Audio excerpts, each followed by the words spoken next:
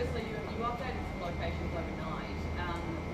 Do they link to that young gentleman that tested positive yesterday? That's my understanding, and there aren't any new community transmission cases that I've been advised of since. So we're just repeating our advice. I welcome the news from the Queensland government about the lockdown being lifted in Brisbane, although I understand there are restrictions in place across Queensland. But we're confident that New South Wales is able to deal with the current scare that we've had. We're obviously asking the population of those 4 council areas to respect the restrictions we've put in place until the end of Easter at least, and we're confident that won't really prevent businesses from staying open. It won't prevent people from doing what they would normally do, although we have asked people to be extra cautious, to respect the restrictions, and to respect the COVID-safe activity all of us have had to put in place. We're also really asking people who live in those 4 council areas to consider not going out of that area over Easter. Again, we're not going to police that, but it's just strong advice we're giving, because if there is some undetected case of community transmission, we don't want to see it seed in other parts of the state.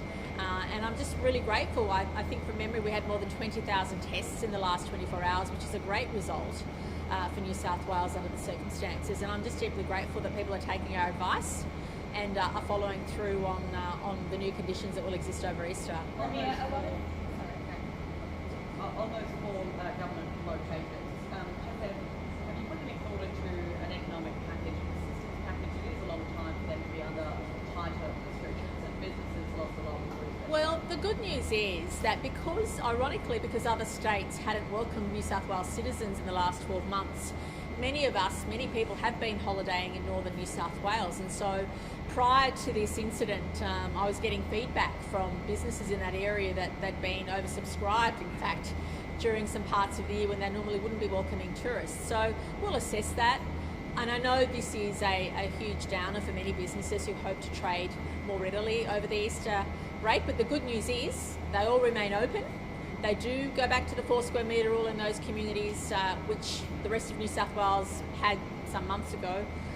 But they'll still be able to trade, they'll still be able to welcome people, and businesses that are smart will actually still be able to have the same number of customers if they have a roster system or make sure people book. So I'm confident businesses will get through this. I'm also quite positive about their capacity to keep going, given the last few months we have seen a resurgence in regional tourism, especially in that part of New South Wales.